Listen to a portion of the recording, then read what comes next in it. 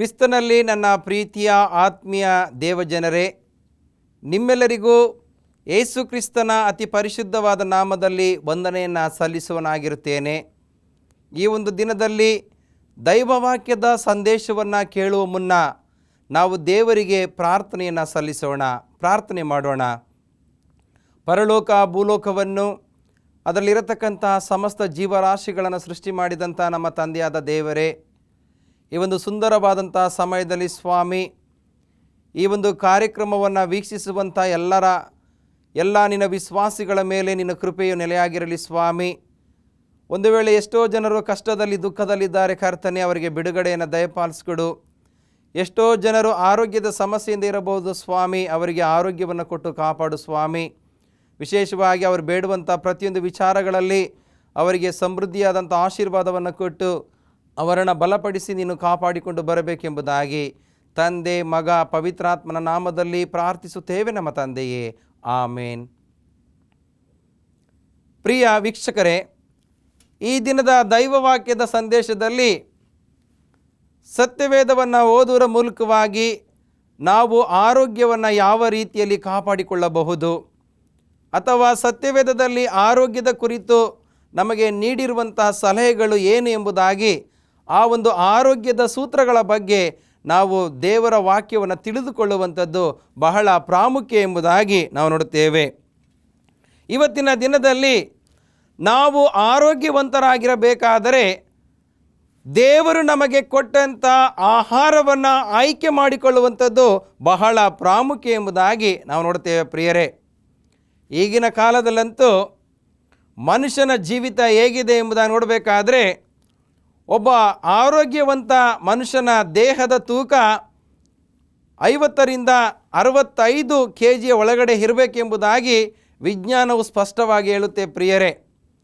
ಆದರೆ ಇವತ್ತು ಮನುಷ್ಯ ತನ್ನನ್ನು ತಾನು ಹೆಚ್ಚಿಸಿಕೊಳ್ಳುವುದಕ್ಕೋಸ್ಕರವಾಗಿ, ತನ್ನ ದೇಹವನ್ನು ದಪ್ಪ ಮಾಡಿಕೊಳ್ಳುವುದಕ್ಕೋಸ್ಕರವಾಗಿ ಕೆಲವು ಬೇಡದ ಆಹಾರ ಪದಾರ್ಥಗಳನ್ನು ಸೇವನೆ ಮಾಡುವುದರ ಮೂಲಕವಾಗಿ ಆತನು ತೂಕದಲ್ಲಿ ಹೆಚ್ಚಾಗ್ತಾನೆ ಪ್ರಿಯರೇ. ಆ ಒಂದು ದೇಹದಲ್ಲಿ ಆತನ ದೇಹವು ದಪ್ಪಗಾಗುವಂಥದ್ದನ್ನು ನಾವು ನೋಡುತ್ತೇವೆ. ಪ್ರಿಯ ದೇವಜನರೇ, ಈ ಕಾರ್ಯಕ್ರಮವನ್ನು ವೀಕ್ಷಿಸುವಂಥ ನಿಮ್ಮ ಜೀವಿತದಲ್ಲಿ ಸ್ವಲ್ಪ ಹೊತ್ತು ನಾವು ಲೌಕಿಕವಾಗಿ ಯೋಚನೆಯನ್ನು ಮಾಡೋಣ.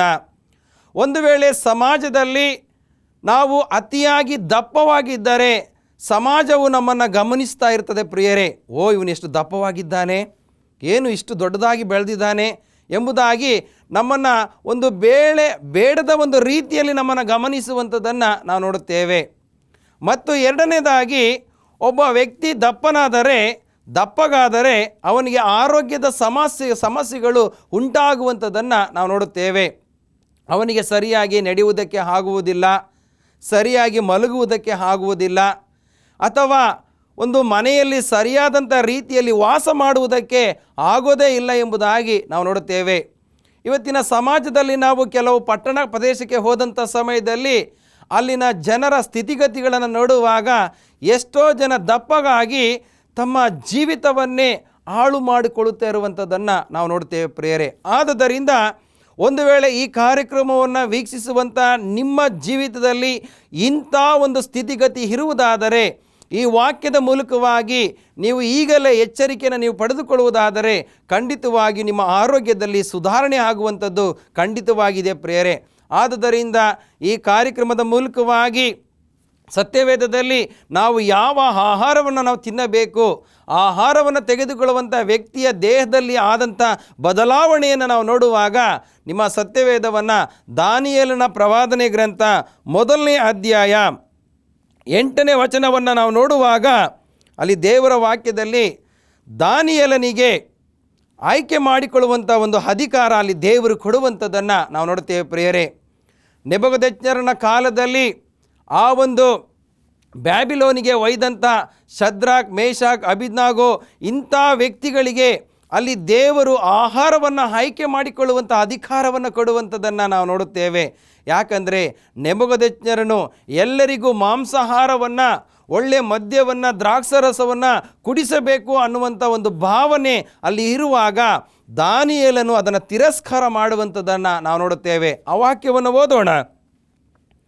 ದಾನಿಯೇಲನು ತಾನು ರಾಜನ ಭೋಜನ ಪದಾರ್ಥಗಳನ್ನು ತಿಂದು ರಾಜನು ಕುಡಿಯುವ ದ್ರಾಕ್ಷಾರಸವನ್ನು ಕುಡಿದು ತನ್ನನ್ನು ಅಶುದ್ಧ ಮಾಡಿಕೊಳ್ಳಬಾರದೆಂದು ನಿಶ್ಚಯಿಸಿ, ರಾಜನು ಸೇವಿಸ್ತಾ ಇದ್ದಂಥ ಆ ಒಂದು ಅಸಹ್ಯ ಪದಾರ್ಥಗಳನ್ನು ನಾನು ತಿಂದು ದೇವರಿಗೆ ನಾನು ಮಹಿಮೆ ಪಡಿಸಲು ಸಾಧ್ಯವಾಗುವುದಿಲ್ಲ, ದೇವರಿಗೆ ನಾನು ಅಶುದ್ಧ ಮಾಡಿಕೊಳ್ಳಬಾರದು ಎಂಬುದಾಗಿ ನಿಶ್ಚಯಿಸಿಕೊಂಡು, ಅಂದರೆ ದೃಢ ನಿರ್ಧಾರವನ್ನು ತೆಗೆದುಕೊಂಡಂಥ ದಾನಿಯೇಲನು ಕಂಚುಕಿಯರ ಅಧ್ಯಕ್ಷನಿಗೆ, ನಾನು ಅಶುದ್ಧನಾಗಲಾರೆ, ಕ್ಷಮಿಸು. ಇಲ್ಲಿ ದಾನಿಯೇಲನು ಸ್ಪಷ್ಟವಾಗಿ ಬೇಡ್ತಾ ಇದ್ದಾನೆ, ಪ್ರಿಯರೇ, ದಯಮಾಡಿ ನನಗೆ ರಾಜನ ಭೋಜನ ಪದಾರ್ಥಗಳು ನನಗೆ ಬೇಡ. ಒಂದು ವೇಳೆ ನಾವು ಯಾವುದೇ ಒಂದು ಸಭಾ ಸಮಾರಂಭಗಳಿಗೆ ಹೋದರೆ ಅಲ್ಲಿ 2 ರೀತಿಯ ಆಹಾರವನ್ನು ಇಟ್ಟಿರುತ್ತಾರೆ, ಒಂದು ಮಾಂಸಾಹಾರ, ಒಂದು ಸಸ್ಯಾಹಾರ. ಒಂದು ವೇಳೆ ಮಾಂಸಾಹಾರ ಸಸ್ಯಾಹಾರದ ಜೊತೆಗೆ ಬಂದಂಥ ಮುಖ್ಯ ಅತಿಥಿಗಳಿಗೆ ಒಂದು ಒಳ್ಳೆಯ ಮೃಷ್ಟನ್ನ ಭೋಜನವನ್ನು, ಒಂದು ಒಳ್ಳೆಯ ಆಹಾರವನ್ನು ಅಲ್ಲಿ ಸಿದ್ಧಪಡಿಸಿದರೆ ನಾವು ಅದನ್ನೇ ಅಪೇಕ್ಷೆ ಪಡ್ತಾ ಇರ್ತೀವಿ. ಆ ಒಂದು ಮುಖ್ಯ ಅತಿಥಿಗಳಿಗೆ ಸಿದ್ಧಪಡಿಸಿದಂಥ ಆಹಾರವನ್ನು ನಮಗೆ ಕೊಡಲಿಲ್ವಲ್ಲ ಅಂತೇಳಿ ನಾವೇನು ಮಾಡ್ತಾ ಇರ್ತೇವೆ, ಯೋಚನೆ ಮಾಡ್ತಾ ಇರ್ತೇವೆ. ಆದರೆ ಇಲ್ಲಿ ದಾನಿಯೇಲನು, ಪ್ರಿಯ ವೀಕ್ಷಕರೇ, ಯೋಚನೆಯನ್ನು ಮಾಡಲಿಲ್ಲ. ಆತನು ಹೇಳುವಂಥ ಮಾತು, ರಾಜನು ಸೇವಿಸುವಂಥ ಆಹಾರ ಪದಾರ್ಥ ನನಗೆ ಬೇಡ, ನನಗೆ ದೇವರು ದಯಪಾಲಿಸಿದಂಥ ಆಹಾರನೇ ನನಗೆ ಬೇಕು ಎಂಬುದಾಗಿ ಅವನು ಯಾವುದನ್ನು ಆಯ್ಕೆ ಮಾಡ್ಕೊಳ್ತಾನೆ ಎಂಬುದನ್ನು ನೋಡಬೇಕಾದ್ರೆ, ಆತನು ಕಂಚುಕಿಯ ಅಧ್ಯಕ್ಷನ ಮನಸ್ಸಿನಲ್ಲಿ ದಾನಿಯೇಲನ ಮೇಲೆ ಕನಿಕರವನ್ನು, ದಯೆಯನ್ನು ಹುಟ್ಟಿಸಿದನು. ಆ ವಿಜ್ಞಾಪನೆಯನ್ನು ಕೇಳಿ ಕಂಚುಕಿಯರ ಅಧ್ಯಕ್ಷನು ದಾನಿಯೇಲನಿಗೆ, ನಿಮಗೆ ಆಹಾರ ಪಾನಗಳನ್ನು ಏರ್ಪಡಿಸಿದ ನನ್ನ ಒಡೆಯನಾದ ರಾಜನು ನಿಮ್ಮಂತೆ ಆರಿಸಲ್ಪಟ್ಟ ಯುವಕರ ಮುಖಕ್ಕಿಂತ ನಿಮ್ಮ ಮುಖವು ಬಾಡಿರುವುದನ್ನು ನೋಡುವನೆಂದು ಭಯಪಡುತ್ತೇನೆ. ರಾಜನು ನನ್ನ ತಲೆಯನ್ನು ತಗ್ಗಿಸಲು ಕಾರಣರಾದಿರಿ ಎಂದು ಹೇಳಿದನು. ಇಲ್ಲಿ ಕಂಚುಕಿ ಹೇಳ್ತಾನೆ, ನೀವು ನೋಡುವುದಕ್ಕೆ ನೀವು ಒಂದು ತೆಳ್ಳಗೆ ಅಥವಾ ಸಣ್ಣ ಸಪೂರವಾಗಿದ್ದೀರಾ, ಆದ್ದರಿಂದ ನೀವು ರಾಜನ ಆಹಾರ ಪದಾರ್ಥಗಳನ್ನು ತೆಗೆದುಕೊಂಡ್ರೆ ನಿಮ್ಮ ದೇಹದಲ್ಲಿ ಒಂದು ವೇಳೆ ಬದಲಾವಣೆ ಆಗ್ತದೆ. ಒಂದು ವೇಳೆ ನಾನು ನಿಮಗೆ ಸರಿಯಾದಂಥ ಉಪಚಾರವನ್ನು ಮಾಡಲಿಲ್ಲ ಅಂತಂದರೆ ನಿಮ್ಮ ದೇಹದ ಆ ಒಂದು ಬಲಹೀನತೆ ಅದೇ ರೀತಿ ಇರುತ್ತೆ. ಒಂದು ವೇಳೆ ಆ ರಾಜನು ನನ್ನನ್ನು ಒಂದು ವೇಳೆ ಹೀಯಾಳಿಸಿ ಮಾತಾಡಬಹುದು, ನನ್ನನ್ನು ನೋಯಿಸಬಹುದು ಎಂಬುದಾಗಿ ಆತನು ನನ್ನ ತಲೆಯು ತಗ್ಗಿಸಲು ಕಾರಣರಾದಿರಿ ಎಂದು ಅಲ್ಲಿ ಹೇಳುವಂಥದ್ದನ್ನು ನಾವು ನೋಡುತ್ತೇವೆ, ಪ್ರಿಯರೇ. ಆದರೆ ದಾನಿಯೇಲನು ತನ್ನನ್ನು ಅನನೀಯ, ಮಿಶಾಯೇಲ, ಅಜರ್ಯ ಇವರನ್ನು ನೋಡಿಕೊಳ್ಳುವುದಕ್ಕೆ ಕಂಚುಕಿಯರ ಅಧ್ಯಕ್ಷನು ನೇಮಿಸಿದ ವಿಚಾರಕನಿಗೆ, ಅಯ್ಯ, 10 ದಿನದ ಮಟ್ಟಿಗೆ ನಿನ್ನ ಸೇವಕರಾದ ನಮ್ಮನ್ನು ಪರೀಕ್ಷಿಸು. ಇಲ್ಲಿ ದಾನಿಯೇಲನು ಆತನ ಸ್ನೇಹಿತರು ರಿಕ್ವೆಸ್ಟ್ ಮಾಡ್ಕೊಳ್ತಾ ಇದ್ದಾರೆ, ಪ್ರಿಯರೇ, ಬೇಡಿಕೆ, ನೀನು 10 ದಿನಗಳ ಕಾಲ ನಾವು ಕೇಳುವಂಥ ಆಹಾರವನ್ನು ಕೊಟ್ಟು ನೋಡು, ನಮ್ಮ ದೇಹದಲ್ಲಿ ಯಾವ ರೀತಿಯ ಬದಲಾವಣೆ ಆಗ್ತದೆ ಎಂಬುದಾಗಿ ಅಲ್ಲಿ ದಾನಿಯೇಲನು ಕೇಳಿಕೊಳ್ಳುವಂಥ ಸಮಯದಲ್ಲಿ ಅವರು ಆಯ್ಕೆ ಮಾಡುವಂಥ ಆಹಾರಕ್ಕೆ ಕಾಯಿ ಪಲ್ಯ, ಪಾನಕ್ಕೆ ನೀರು ನಮಗೆ ಒದಗಲಿ, ಆಮೇಲೆ ನಮ್ಮ ಮುಖಗಳನ್ನು ರಾಜನ ಆಹಾರವನ್ನು ಉಣ್ಣುವ ಯುವಕರ ಮುಖಗಳನ್ನು ಹೋಲಿಸಿ ನೋಡಿದ್ದಕ್ಕೆ ತಕ್ಕ ಹಾಗೆ ನಿನ್ನ ಸೇವಕರಿಗೆ ನಡೆಸು ಎಂದು ಬಿನ್ನವಿಸಲು ಅವನು ಅವರ ಭಿನ್ನಕ್ಕೆ ಒಪ್ಪಿ 10 ದಿನ ಪರೀಕ್ಷಿಸಿದನು. ಯಾವಾಗ ದಾನಿಯೇಲನು ಆಯ್ಕೆ ಮಾಡಿಕೊಂಡಂಥ ಆಹಾರವನ್ನು, ಕಾಯಿ ಪಲ್ಯವನ್ನು ಅವರಿಗೆ ಕೊಡ್ತಾರೆ.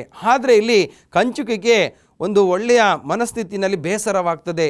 ಒಂದು ವೇಳೆ ಇವರು ಆಹಾರವನ್ನು ತಿಂದು ಒಂದು ವೇಳೆ ಸಣ್ಣಗಾದರೆ, ಇವರ ದೇಹದಲ್ಲಿ ಯಾವುದೇ ಬದಲಾವಣೆ ಆಗದಿದ್ದರೆ ನಾನು ರಾಜನಿಗೆ ಯಾವ ರೀತಿಯಲ್ಲಿ ಉತ್ತರ ಕೊಡಲಿ ಎಂಬುದಾಗಿ ಹೇಳುವಾಗ ದಾನಿಯೇಲ ಹೇಳ್ತಾನೆ, ಅಯ್ಯ, ನಮ್ಮನ್ನು ಪರೀಕ್ಷೆ ಮಾಡು, 10 ದಿನ ಟೈಮ್ ಕೊಡು, ಸಾಕು ನಮಗೆ.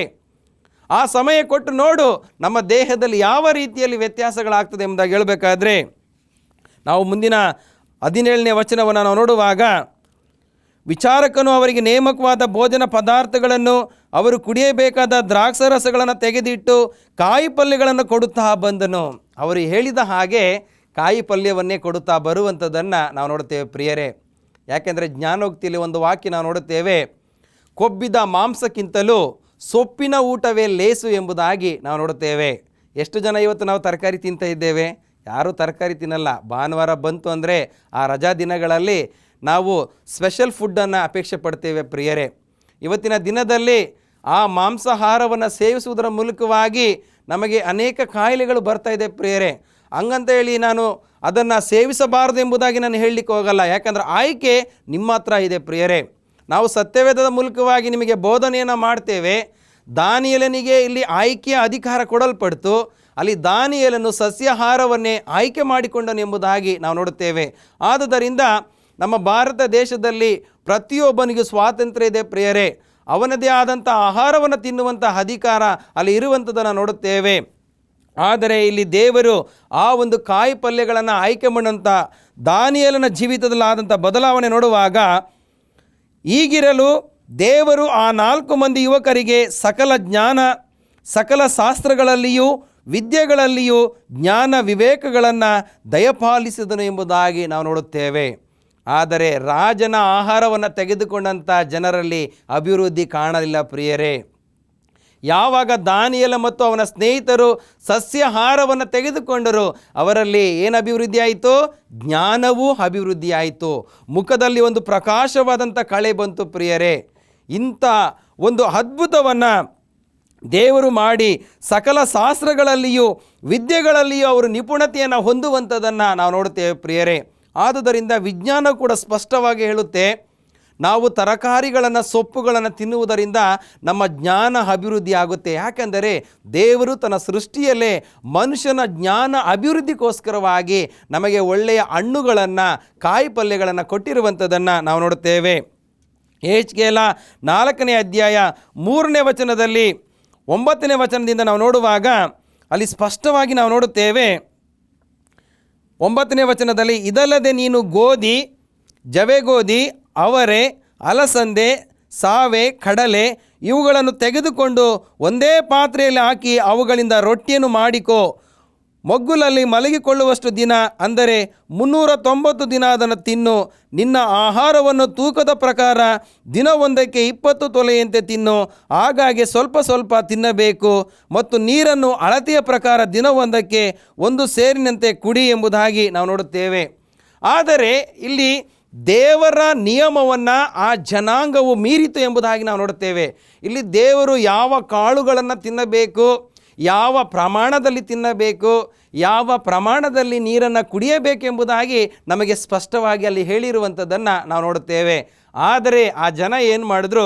ದೇವರು ಕೊಟ್ಟಂಥ ಆಹಾರವನ್ನು ಬಿಟ್ಟು ಅಲ್ಲಿ ನಾವು ಕೆಳಗಡೆ ಓದ್ತಾ ಹೋದರೆ ಪ್ರಿಯರೇ, ಅವರದೇ ಆದಂಥ ಆಹಾರವನ್ನು ಅಲ್ಲಿ ಆಯ್ಕೆ ಮಾಡಿಕೊಂಡು ಕೆಲವು ಕಾಯಿಲೆಗಳಿಗೆ ತುತ್ತಾಗುವಂಥದ್ದನ್ನು ನೋಡುತ್ತೇವೆ. ಅದಕ್ಕೆ ದೇವರ ವಾಕ್ಯದಲ್ಲಿ ಸ್ಪಷ್ಟವಾಗಿ ನಾವು ನೋಡುತ್ತೇವೆ. ಯೆಹೆಜ್ಕೇಲ 4:17 ಅವರಲ್ಲಿ ಪ್ರತಿಯೊಬ್ಬರು ಅನ್ನ ನೀರಿನ ಕೊರತೆಗೊಳಪಟ್ಟು ಸ್ತಬ್ಧರಾಗಿ ತಮ್ಮ ಅಧರ್ಮದಿಂದ ಕ್ಷಯಿಸಿ ಹೋಗುವರು. ಎಷ್ಟೋ ಜನ ಅನೇಕ ರೀತಿಯಲ್ಲಿ ದೇವರು ಕೊಟ್ಟಂಥ ಆಹಾರದ ನಿಬಂಧನೆಗಳನ್ನು ಅನುಸರಿಸದೆ ಅವರದೇ ಆದಂಥ ಆಹಾರದಲ್ಲಿ ಅವರು ತೊಡಗಿ ಹೋದ ಪ್ರಯುಕ್ತವಾಗಿ ಅವರ ದೇಹದಲ್ಲಿ ಅನೇಕ ರೀತಿಯ ಬದಲಾವಣೆಗಳು ನಾವು ನೋಡ್ತೇವೆ. ದೇಹವು ಕ್ಷಯಿಸುತ್ತಾ ಬಂತು, ದೇಹವು ಹಾಳಾಗುತ್ತಾ ಬಂತು ಎಂಬುದಾಗಿ ನಾವು ನೋಡುತ್ತೇವೆ. ಮತ್ತೊಂದು ವಾಕ್ಯವನ್ನು ಓದುವುದಾದರೆ ಯೆಹೆಜ್ಕೇಲನ ಪ್ರವಾದನೆ ಗ್ರಂಥ 47ನೇ ಅಧ್ಯಾಯ 12ನೇ ವಚನದ ಕೊನೆಯ ಭಾಗವನ್ನು ನಾವು ನೋಡುವಂಥ ಸಮಯದಲ್ಲಿ, ಅವುಗಳ ಎಲೆ ಬಾಡದು, ಹಣ್ಣು ತೀರದು, ತೊರೆಯ ನೀರು ಪವಿತ್ರಾಲಯದೊಳಗಿಂದ ಹೊರಟು ಬರುವ ಕಾರಣ ಅವು ತಿಂಗಳುಗಳಲ್ಲಿಯೂ ಹೊಸ ಹೊಸ ಫಲವನ್ನು ಕೊಡುತ್ತಲಿರುವವು. ಅವುಗಳ ಹಣ್ಣು ಆಹಾರಕ್ಕೂ ಸೊಪ್ಪು ಔಷಧದಕ್ಕೂ ಅನುಕೂಲಿಸುವವು ಎಂಬುದಾಗಿ ದೇವರು ಎಂಥ ಅದ್ಭುತವಾದಂಥ ವಾಕ್ಯವನ್ನು ಭಕ್ತನಾದಂಥ ಯೆಹೆಜ್ಕೇಲನ ಮೂಲಕವಾಗಿ ತಿಳಿಸಿದ್ದಾನೆ ಪ್ರಿಯರೇ. ನಮಗೆ ಹಣ್ಣುಗಳು, ಸೊಪ್ಪು, ತರಕಾರಿಗಳು ಒಳ್ಳೆಯ ಔಷಧವನ್ನು ನೀಡುತ್ತದೆ ಎಂಬುದಾಗಿ ನಾವು ನೋಡುತ್ತೇವೆ. ಪ್ರಿಯ ವೀಕ್ಷಕರೇ, ನೀವು ಆರೋಗ್ಯವಂತರಾಗಿರಬೇಕಾದರೆ ದೇವರು ಕೊಟ್ಟಂಥ ಸೃಷ್ಟಿಯಲ್ಲಿ ನಿಜವಾಗಿ ಕೊಟ್ಟಂಥ ಆಹಾರವನ್ನು, ಹಣ್ಣುಗಳನ್ನು, ತರಕಾರಿಗಳನ್ನು ನೀವು ತಿನ್ನಬೇಕಾಗಿದೆ ಪ್ರಿಯರೇ. ಆವಾಗ ನೋಡಿ ನಿಮ್ಮ ಆರೋಗ್ಯ, ನಿಮ್ಮ ದೇಹದಲ್ಲಿ ಆಗುವಂಥ ಬದಲಾವಣೆ, ಆಯ್ಕೆ ನಿಮ್ಮದಾಗಿದೆ. ಈ ಸಂದೇಶದ ಮೂಲಕವಾಗಿ ಒಂದು ವೇಳೆ ನೀವು ಆಯ್ಕೆ ಮಾಡಲು ಬಯಸುವುದಾದರೆ ದೇವರು ಖಂಡಿತವಾಗಿ ನಿಮ್ಮನ್ನು ಆಶೀರ್ವದಿಸುವುದಕ್ಕೆ ಶಕ್ತನಾಗಿದ್ದಾನೆ. 1 ಕೊರಿಂಥ 10:31 ನಾವು ನೋಡುತ್ತೇವೆ, ಹೀಗಿರಲಾಗಿ ನೀವು ಉಂಡರು ಕುಡಿದರು ಇನ್ನೇನು ಮಾಡಿದರು ಎಲ್ಲವನ್ನು ದೇವರ ಘನತೆಗಾಗಿ ಮಾಡಿರಿ. ಎಷ್ಟೋ ಜನ ಕ್ರೈಸ್ತ ವಿಶ್ವಾಸಿಗಳು ಈ ಒಂದು ವಾಕ್ಯವನ್ನು ಆಧಾರವಾಗಿ ಇಟ್ಟುಕೊಂಡು, ಓ ಪಾಸ್ಟ್ರೇ, ದೇವರ ವಾಕ್ಯದಲ್ಲಿ ಬರೆದಿಲ್ವಾ, ಏನೇ ಊಟ ಮಾಡಿದ್ರು ಏನೇ ತಿಂದ್ರೂ ಕೂಡ ದೇವರ ಘನತೆಗೋಸ್ಕರವಾಗಿ ಮಾಡಿರಿ ಎಂಬುದಾಗಿ, ಆದ್ದರಿಂದ ನಾವು ಮಾಂಸಾಹಾರವನ್ನೇ ತಿಂತೇವೆ, ಆದುದರಿಂದ ನಾವು ಜಾಸ್ತಿ ಕೊಬ್ಬನ್ನೇ ನಾವು ತಿಂತೇವೆ, ಆದ್ದರಿಂದ ನಾವು ಏನು ಬೇಕಾದರೂ ತಿನ್ಬೋದಲ್ವ ಪಾಸ್ಟ್ರೆ ಎಂಬುದಾಗಿ ಕೆಲವರು ಪ್ರಶ್ನೆಯನ್ನು ಮಾಡ್ತಾರೆ. ಪ್ರಿಯ ವೀಕ್ಷಕರೇ, ದೇವರ ವಾಕ್ಯ ಸ್ಪಷ್ಟವಾಗಿ ನೀವು ಮತ್ತೆ ಅದನ್ನು ಕೆಳಗಡೆ ಓದ್ತಾ ಹೋದರೆ ದೇವರ ವಾಕ್ಯ ಸ್ಪಷ್ಟವಾಗಿ ಹೇಳುತ್ತೆ. ಅದನ್ನು ನಾವು ಓದೋಣ. ಪೌಲನು ಕೊರಿಂಥದವರಿಗೆ ಬರೆದಂಥ ಮೊದಲನೆಯ ಪತ್ರಿಕೆ 10ನೇ ಅಧ್ಯಾಯ 31ನೇ ವಚನದಲ್ಲಿ, ಹೀಗಿರಲಾಗಿ ನೀವು ಉಂಡರು ಕುಡಿದರು ಇನ್ನೇನು ಮಾಡಿದರು ಎಲ್ಲವನ್ನ ದೇವರ ಘನತೆಗಾಗಿ ಮಾಡಿರಿ. ಯಹೂದ್ಯರಾಗಲಿ ಗ್ರೀಕರಾಗಲಿ ದೇವರ ಸಭೆಗಾಗಲಿ ವಿಘ್ನವಾಗಬೇಡಿರಿ. ಅಲ್ಲಿ ಕೆಳಗಡೆ ಸ್ಪಷ್ಟವಾಗಿ ಓದಬೇಕು ಪ್ರಿಯರೇ. ನೀವು ಏನೇ ಉಂಡರು ತಿಂದರು ದೇವರ ಘನತೆಗಾಗಿ ಮಾಡಿದ್ರಿ, ಆದರೆ ವಿಘ್ನವನ್ನು ಮಾಡಬಾರ್ದು. ಆದರೆ ನೀವು ಸಭೆಗಾಗಲಿ ಅಥವಾ ನಿಮ್ಮ ಜೀವಿತಕ್ಕಾಗಲಿ ನೀವು ಹಾಳು ಮಾಡಿಕೊಳ್ಳಬಾರ್ದು ಎಂಬುದಾಗಿ ನೋಡುತ್ತೇವೆ. ನಾನಂತೂ ಸ್ವಪ್ರಯೋಜನಕ್ಕಾಗಿ ಚಿಂತಿಸದೆ ಮನುಷ್ಯರೆಲ್ಲರೂ ರಕ್ಷಣೆ ಹೊಂದಬೇಕೆಂದು ಅವರ ಪ್ರಯೋಜನಕ್ಕಾಗಿ ಚಿಂತಿಸಿ ಎಲ್ಲರನ್ನು ಎಲ್ಲ ವಿಷಯಗಳಲ್ಲಿ ಮೆಚ್ಚಿಸುವನಾಗಿದ್ದೇನೆ ಎಂಬುದಾಗಿ ಅಲ್ಲಿ ಭಕ್ತನಾದ ಪೌಲನು ಸ್ಪಷ್ಟವಾಗಿ ಅಲ್ಲಿ ಹೇಳುವಂಥದ್ದನ್ನು ನಾವು ನೋಡುತ್ತೇವೆ ಪ್ರಿಯರೇ. ಆದರೆ ದೇವರ ವಾಕ್ಯದಲ್ಲಿ ನೋಡುತ್ತೇವೆ, ಒಂದು ವಾಕ್ಯ ನೋಡೋಣ. ಯಾಜಕ ಕಾಂಡ 3ನೇ ಅಧ್ಯಾಯ 17ನೇ ವಚನದಲ್ಲಿ ಹೇಳ್ತದೆ, ಕೊಬ್ಬನ್ನಾಗಲಿ ರಕ್ತವನ್ನಾಗಲಿ ತಿನ್ನಕೂಡದೆಂಬುದು ನಿಮಗೂ ನಿಮ್ಮ ಸಂತತಿಯವರಿಗೂ ನೀವು ವಾಸಿಸುವ ಎಲ್ಲ ಸ್ಥಳಗಳಲ್ಲಿಯೂ ಶಾಶ್ವತವಾದಂಥ ನಿಯಮವನ್ನು ನಾನು ಕೊಡ್ತೇನೆ. ಇಲ್ಲಿ ದೇವರು ಯಾಜಕನ ಗ್ರಂಥದಲ್ಲಿ ಸ್ಪಷ್ಟವಾಗಿ ಹೇಳುವನಾಗಿದ್ದಾನೆ, ಕೊಬ್ಬನ್ನಾಗಲಿ ರಕ್ತವನ್ನಾಗಲಿ ನೀವು ತಿನ್ನಬಾರದು. ಪ್ರಿಯರೇ, ಕೊಬ್ಬು ಬಂದು ಪಾಪವನ್ನು ಸೂಚಿಸುವಂಥದ್ದಾಗಿದೆ. ಕೊಬ್ಬು ಬಂದು ಮನುಷ್ಯನ ಅಹಂಕಾರವನ್ನು ಸೂಚಿಸುವಂಥದ್ದಾಗಿದೆ. ಆದುದರಿಂದ ಎಷ್ಟೋ ಜನ ಮಾಂಸವನ್ನು ತೆಗೆದುಕೊಂಡು ಬರುವುದಕ್ಕೆ ಹೋದಾಗ ಕೊಬ್ಬನ್ನು ಹಾಕಿಸಿಕೊಂಡು ಬರುವಂಥದ್ದನ್ನು ನಾವು ನೋಡುತ್ತೇವೆ. ಪ್ರಿಯರೇ, ನಾವು ಜಾಸ್ತಿ ಕೊಬ್ಬನ್ನು ತಿನ್ನುವುದರಿಂದ ಮನುಷ್ಯನಲ್ಲಿ ಅಹಂಕಾರ, ಅಹಂಭಾವ, ಒಂದು ಬೇಡದ ಒಂದು ದರ್ಪ ಆತನಲ್ಲಿ ಬರುತ್ತದೆ ಎಂಬುದಾಗಿ ಸತ್ಯವೇದದಲ್ಲಿ ನೋಡುತ್ತೇವೆ. ಇನ್ನು ಕೆಲವರು ಪ್ರಾಣಿಯ ರಕ್ತವನ್ನು ಆಹಾರಕ್ಕೆ ತೆಗೆದುಕೊಂಡು ಸೇವಿಸುವಂಥದ್ದನ್ನು ನಾವು ನೋಡುತ್ತೇವೆ. ಆದುದರಿಂದ ಪ್ರಾಣಿಯ ರಕ್ತವನ್ನು ಕೂಡ ನಾವು ತಿನ್ನಬಾರದು ಎಂಬುದಾಗಿ ನಾವು ನೋಡುತ್ತೇವೆ. ಆದುದರಿಂದ ಈ ಕಾರ್ಯಕ್ರಮದ ಮೂಲಕವಾಗಿ ನೀವು ಕೊಬ್ಬನ್ನಾಗಲಿ ಅಥವಾ ಆ ಒಂದು ರಕ್ತವನ್ನಾಗಲಿ ತಿನ್ನಬಾರದು. ಒಂದು ವೇಳೆ ತಿಂದರೆ ನಮಗೆ ಅನೇಕ ರೋಗಗಳು ಬರುತ್ತದೆ ಎಂಬುದಾಗಿ ಸತ್ಯವೇದ ಸ್ಪಷ್ಟವಾಗಿ ಹೇಳುತ್ತೆ ಪ್ರಿಯರೇ. ಮುಂದಿನ ಭಾಗಕ್ಕೆ ಹೋಗುವುದಾದರೆ ಆದಿಕಾಂಡ 2ನೇ ಅಧ್ಯಾಯ 16ನೇ ವಚನ ಮತ್ತು 17ನೇ ವಚನವನ್ನು ನೋಡುವಾಗ ನಮಗೆಲ್ಲರಿಗೂ ಕೂಡ ಆ ಚರಿತ್ರೆ ಗೊತ್ತಿದೆ ಪ್ರಿಯರೇ. ದೇವರು ಆದಿಯಲ್ಲಿ ತನ್ನ ಸೃಷ್ಟಿಯ ಕಾರ್ಯವನ್ನು ಮುಗಿಸಿ ಅಲ್ಲಿ ಆದಾಮ ಮತ್ತು ಹವ್ವಳಿಗೆ ಒಳ್ಳೆದರ ಕೆಟ್ಟದರ ಹರುವನ್ನು ಹುಟ್ಟಿಸುವಂಥ ಒಂದು ಆಯ್ಕೆ ಹಣ್ಣನ್ನು ಅಲ್ಲಿ ಇಟ್ಟಿರುವಂಥದ್ದನ್ನು ನಾವು ನೋಡ್ತೇವೆ ಪ್ರಿಯರೇ. ಅದನ್ನು ನಾವು ಓದುವುದಾದರೆ 16, 17, ಆದಿಕಾಂಡ 2, 16 ಮತ್ತು 17. ಇದಲ್ಲದೆ ಯೆಹೋವ ದೇವರು ಆ ಮನುಷ್ಯನಿಗೆ, ನೀನು ತೋಟದಲ್ಲಿರುವ ಎಲ್ಲ ಮರದ ಹಣ್ಣುಗಳನ್ನು ಯಥೇಚ್ಛವಾಗಿ ತಿನ್ನಬಹುದು, ಒಳ್ಳೆದರ ಕೆಟ್ಟದರ ಹರುವನ್ನು ಹುಟ್ಟಿಸುವ ಮರದ ಹಣ್ಣನ್ನು ಮಾತ್ರ ತಿನ್ನಬಾರದು, ತಿಂದ ದಿನ ಸತ್ತೇ ಹೋಗುವಿ ಎಂದು ವಿಧಿಸಿದನು. ಇಲ್ಲಿ ಒಂದು ಆಯ್ಕೆಯ ಸ್ವಾತಂತ್ರ್ಯವನ್ನು ದೇವರು ಆದಾಮ ಮತ್ತು ಹವ್ವಳಿಗೆ ಕೊಡುತ್ತಾನೆ. ಅದರಲ್ಲಿ ಒಂದು ವೇಳೆ ನಾನು ಹೇಳದಂಥ ಹಣ್ಣನ್ನು ನೀನು ತಿಂದರೆ ಅದೇ ದಿನ ಸಾಯುತ್ತೀಯ ಎಂಬುದಾಗಿ ಅಲ್ಲಿ ದೇವರು ಆದಾಮ ಮತ್ತು ಹವ್ವಳಿಗೆ ಒಂದು ನಿಬಂಧನೆಯನ್ನು ತಿಳಿಸುವಂಥದ್ದನ್ನು ನಾವು ನೋಡುತ್ತೇವೆ. ಆದರೆ ಅವರ ಆಯ್ಕೆ ಏನಾಗಿತ್ತು ಅದನ್ನು ನಾವು ಆದಿಕಾಂಡ 3, 1-6 ವಚನಗಳ ತನಕ ಓದುವಾಗ ಅವರು ದೇವರ ಆಯ್ಕೆಯಲ್ಲಿ ವಿಫಲರಾದರು ಎಂಬುದಾಗಿ ನೋಡುತ್ತೇವೆ. ಒಳ್ಳೆದರ ಕೆಟ್ಟದರ ಹರುವನ್ನು ಹುಟ್ಟಿಸುವಂಥ ಆ ಒಂದು ಮರದ ಹಣ್ಣನ್ನು ತಿಂದ ಪ್ರಯುಕ್ತವಾಗಿ ಅವರಲ್ಲಿ ಪಾಪವು ಉತ್ಪತ್ತಿಯಾಯಿತು ಪ್ರಿಯರೇ. ಅವರು ಮಾಡಿದಂಥ ಪಾಪದ ಪ್ರಯುಕ್ತವಾಗಿ ಅವರಿಗೆ ಮರಣವೂ ಬಂತು ಎಂಬುದಾಗಿ ನಾವು ನೋಡುತ್ತೇವೆ. ಆದುದರಿಂದ ದೇವರು ತನ್ನ ಸೃಷ್ಟಿಯಲ್ಲೇ ಒಬ್ಬ ಮನುಷ್ಯನಿಗೆ ಆಹಾರವನ್ನು ಆಯ್ಕೆ ಮಾಡಿಕೊಳ್ಳುವಂಥ ಸ್ವಾತಂತ್ರ್ಯವನ್ನು ಕೊಟ್ಟಿದ್ದಾನೆ. ಇವತ್ತು ನಿಮ್ಮ ಜೀವಿತದಲ್ಲಿ ನಾವು ಸ್ವಾತಂತ್ರ್ಯವುಳ್ಳವರಾಗಿ ಜೀವಿಸುವಾಗ ನಾವು ಆಹಾರವನ್ನು ಆಯ್ಕೆ ಮಾಡಿಕೊಳ್ಳುವುದರ ಜೊತೆಗೆ ಅದು ಒಳ್ಳೆಯದೋ ಕೆಟ್ಟದೋ ಎಂಬುವಂಥ ಭಾವನೆ ನಮ್ಮಲ್ಲಿ ಇರಬೇಕು ಪ್ರಿಯರೇ. ಒಂದು ವೇಳೆ ಆ ಭಾವನೆ ನಮ್ಮಲ್ಲಿ ಇಲ್ಲ ಅಂತಂದರೆ ನಾವು ಬೇಡದ ಪದಾರ್ಥಗಳನ್ನು ತಿನ್ನುವುದರ ಮೂಲಕವಾಗಿ ನಾವು ಅನಾರೋಗ್ಯಕ್ಕೆ ತುತ್ತಾಗುವುದರಲ್ಲಿ ಸಂದೇಹವಿಲ್ಲ. ಆದುದರಿಂದ ಪ್ರಿಯ ವೀಕ್ಷಕರೇ, ದೇವಜನರೇ, ನಿಮ್ಮ ಒಂದು ಆಹಾರದ ಆಯ್ಕೆ ನಿಮ್ಮ ಕೈಯಲ್ಲಿದೆ. ನೀವು ಯೋಚನೆ ಮಾಡಿ ಆಹಾರವನ್ನು ಆಯ್ಕೆ ಮಾಡಿಕೊಂಡು ಸೇವಿಸುವುದಾದರೆ ನೀವು ಆರೋಗ್ಯವಂತರಾಗಿರಲಿಕ್ಕೆ ಸಾಧ್ಯ ಎಂಬುದಾಗಿ ನಾವು ನೋಡುತ್ತೇವೆ ಪ್ರಿಯರೇ. ನಂತರ ನಾವು ಮುಂದಿನ ಭಾಗಕ್ಕೆ ಹೋಗುವುದಾದರೆ ದೇವರು ಆದಾಮನಿಗೂ ಕೂಡ ಅಲ್ಲಿ ಒಂದು ಆಯ್ಕೆಯ ಅಧಿಕಾರವನ್ನು ಅಲ್ಲಿ ಕೊಡುವಂಥದ್ದನ್ನು ನಾವು ನೋಡುತ್ತೇವೆ. ದೇವರು ಅಬ್ರಹಾಮನ ಜೀವಿತದಲ್ಲಿ ಅಲ್ಲಿ ಒಂದು ಆಯ್ಕೆಯನ್ನು ಮಾಡಿಕೊಳ್ಳುವಂಥ ಅಧಿಕಾರ. ಸಾರಳನ್ನು ಆತನು ಮದುವೆ ಆಗ್ತಾನೆ, ಅದರ ಜೊತೆಗೆ ಹಾಗರಳನ್ನು ಕೂಡ ಆತನು ಮದುವೆ ಆಗುವಂಥದ್ದನ್ನು ನಾವು ನೋಡುತ್ತೇವೆ ಪ್ರಿಯರೇ. ಆದರೆ ಇಲ್ಲಿ ಒಂದು ಆಯ್ಕೆ ಅಧಿಕಾರದಲ್ಲಿ ನಡೆದಂಥ ಘಟನೆ ಏನೆಂಬುದಾಗಿ ನೋಡಬೇಕಾದ್ರೆ, ದೇವರು ಒಂದು ಒಳ್ಳೆಯ ಸಂಸಾರವನ್ನು ಕೊಟ್ಟಿದ್ದ ಅಬ್ರಹಾಮನಿಗೆ. ಆದರೆ ಅಬ್ರಹಾಮನು ಸಾರಳ ಜೊತೆಯಲ್ಲಿ ಹಾಗರಳನ್ನು ಕೂಡ ಆತನು ಮದುವೆ ಮಾಡಿಕೊಳ್ಳುವಂಥದ್ದನ್ನು ನಾವು ನೋಡುತ್ತೇವೆ. ಆದ್ದರಿಂದ ಪ್ರಿಯರೇ, ದೇವರು ನಿಜವಾಗಿ ಕೊಟ್ಟಂಥ ಹೆಂಡತಿ ಸಾರಳಾಗಿದ್ದಳು, ಆದರೆ ದಾಸಿಯನ್ನು ಆತನು ಇಟ್ಟುಕೊಳ್ಳುವಂಥದ್ದನ್ನು ನಾವು ನೋಡುತ್ತೇವೆ. ಇದರಿಂದ ಕುಟುಂಬದಲ್ಲಿ ಎಂಥ ಬಿರುಕು ಉಂಟಾಯಿತು ಪ್ರಿಯರೇ. ಆದುದರಿಂದ ಈ ಒಂದು ಆಯ್ಕೆ ವಿಚಾರಕ್ಕೆ ನಾವು ಬಂದಾಗ ನಾವೇನು ಮಾಡ್ತೇವೆ, ದುಡುಕು ಸ್ವಭಾವದಲ್ಲಿ ಬಿದ್ದು ಹೋಗ್ತೇವೆ ಪ್ರಿಯರೇ. ಆದುದರಿಂದ ನಾವು ಆ ದುಡುಕು ಸ್ವಭಾವದಲ್ಲಿ ಬಿದ್ದು ಹೋದಾಗ ನಮ್ಮ ಜೀವಿತದ ಜೊತೆಗೆ ನಾವು ಮಾನಸಿಕ ಖಿನ್ನತೆಗೆ ಕೂಡ ಒಳಗಾಗ್ತೇವೆ ಪ್ರಿಯರೇ. ಇಂಥ ಸಮಯದಲ್ಲಿ ನಾವು ಏಕಪತ್ನಿ ಉಳ್ಳವರಾಗಿ ಏಕ ಸಂಸಾರದಲ್ಲಿ ನಾವು ಜೀವಿಸುವಾಗ ಖಂಡಿತವಾಗಿ ಸಂಸಾರದಲ್ಲಿ ನೆಮ್ಮದಿ ಇರುತ್ತದೆ ಎಂಬುದಾಗಿ ನಾವು ತಿಳಿದುಕೊಳ್ಳಬೇಕಾಗಿದೆ.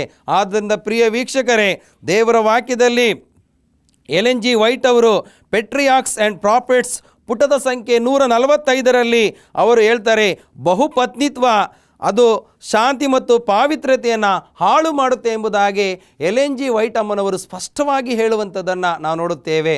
ಆದುದರಿಂದ ನಾವು ಪರಸ್ತ್ರೀಯ ಮೇಲೆ ನಾವು ಯಾವುದೇ ವ್ಯಾಮೋಹವನ್ನು ಮಾಡಿಕೊಳ್ಳದೆ ದೇವರಿಗೆ ವಿಧೇಯರಾಗಿ ದೇವರಿಗೆ ಕೊಟ್ಟಂಥ ಆಹಾರವನ್ನು ಸೇವಿಸುವುದರ ಮೂಲಕವಾಗಿ, ದೇವರಿಗೆ ಕೊಟ್ಟಂಥ ಪತ್ನಿಯಲ್ಲಿ ನಾವು ಸಂಸಾರವನ್ನು ಸಾಗಿಸುವುದರ ಮೂಲಕವಾಗಿ ದೇವರಿಗೆ ಒಳ್ಳೆಯ ಕುಟುಂಬವಾಗಿ ಜೀವಿಸೋಣ.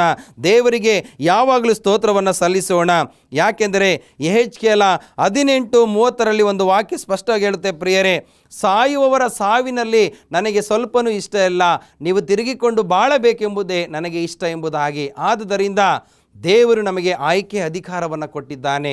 ನಾವು ಒಳ್ಳೆಯ ತರಕಾರಿಗಳನ್ನು, ಒಳ್ಳೆಯ ಸೊಪ್ಪನ್ನು ಊಟ ಮಾಡುವುದರ ಮೂಲಕವಾಗಿ ನಾವು ಆರೋಗ್ಯವಂತರಾಗಿರಲಿಕ್ಕೆ ಸಾಧ್ಯ. ಆದ್ದರಿಂದ ಪ್ರಿಯ ವೀಕ್ಷಕರೇ, ಈ ಒಂದು ಕಾರ್ಯಕ್ರಮದ ಮೂಲಕವಾಗಿ ನೀವು ಉತ್ತಮವಾದಂಥ ಆರೋಗ್ಯವಂತರಾಗಿ ಜೀವಿಸಬೇಕೆಂಬುದೇ ನಮ್ಮ ಪ್ರಾರ್ಥನೆಯಾಗಿದೆ. ಆದ್ದರಿಂದ ದೇವರ ಪ್ರಸನ್ನತೆ ನಿಮ್ಮ ಮೇಲೆ ಸದಾಕಾಲ ಇರಲಿ.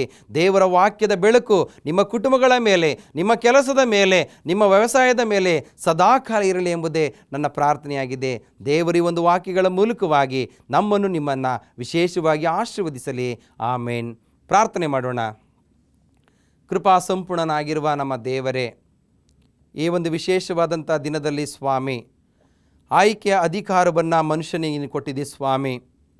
ಅಂದು ದಾನಿಯೇಲನ ಆಯ್ಕೆ ಯಾವ ರೀತಿ ಇತ್ತು ಅದನ್ನು ಸಂದೇಶದ ಮೂಲಕವಾಗಿ ತಿಳಿದುಕೊಂಡಂಥ ಪ್ರತಿಯೊಬ್ಬರು ಬೇಡದ ಆಹಾರ ಪದಾರ್ಥಗಳನ್ನು ತಿನ್ನದೆ ನೀನು ಸೃಷ್ಟಿಯಲ್ಲಿ ಕೊಟ್ಟಂಥ ಒಳ್ಳೆಯ ಆಹಾರವನ್ನು ಅವರು ತೆಗೆದುಕೊಂಡು ತಮ್ಮ ಶರೀರವನ್ನು ಕಾಪಾಡಿಕೊಳ್ಳಿಕ್ಕಾಗುವಂತೆ ಆಶೀರ್ವದಿಸು. ಅವರು ತೆಗೆದುಕೊಳ್ಳುವಂಥ ಆಹಾರದ ಮೂಲಕವಾಗಿ ಅವರಿಗೆ ಆರೋಗ್ಯವನ್ನು, ಅವರಿಗೆ ಸುಕ್ಷೇಮವನ್ನು ದಯಪಾಲಿಸಿಕೊಡಬೇಕೆಂಬುದಾಗಿ ಯೇಸುವಿನ ಅತಿ ಉನ್ನತವಾದಂಥ ನಾಮದಲ್ಲಿ ಪ್ರಾರ್ಥಿಸಿ ಬೇಡಿ ಹೊಂದಿದ್ದೇವೆ ನಮ್ಮ ತಂದೆಯೇ. ಆಮೇನ್. ಪ್ರಿಯ ದೇವಜನರೇ, ಈ ಒಂದು ಸಂದೇಶವನ್ನು ಕೇಳಿದಂಥ ನಿಮ್ಮ ಜೀವಿತದಲ್ಲಿ ಒಂದು ವೇಳೆ ಆರೋಗ್ಯದ ಸಮಸ್ಯೆ ಇದೆಯಾ?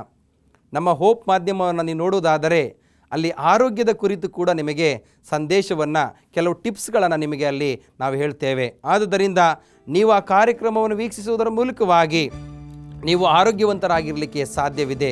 ಇನ್ನೂ ಹೆಚ್ಚಿನ ಮಾಹಿತಿ ನಿಮಗೆ ಬೇಕಾದ ಪಕ್ಷದಲ್ಲಿ ಈ ಕೆಳಕಂಡ ವಿಳಾಸಕ್ಕೆ ನಿಮ್ಮ ಅನಿಸಿಕೆಗಳನ್ನು ಪತ್ರದ ಮೂಲಕವಾಗಿ ಬರೆದು ತಿಳಿಸುವಂತೆ ಕೇಳಿಕೊಳ್ಳುತ್ತೇನೆ. ಮತ್ತು ದೂರವಾಣಿಯ ಕರೆಯನ್ನು ಕೂಡ ತಾವು ಮಾಡಬೇಕೆಂಬುದಾಗಿ ಕೇಳಿಕೊಳ್ಳುತ್ತೇನೆ. ದೇವರು ನಮ್ಮನ್ನು, ನಿಮ್ಮನ್ನು, ನಿಮ್ಮ ಕುಟುಂಬಗಳನ್ನು ಆಶೀರ್ವದಿಸಲಿ. ಆಮೇನ್.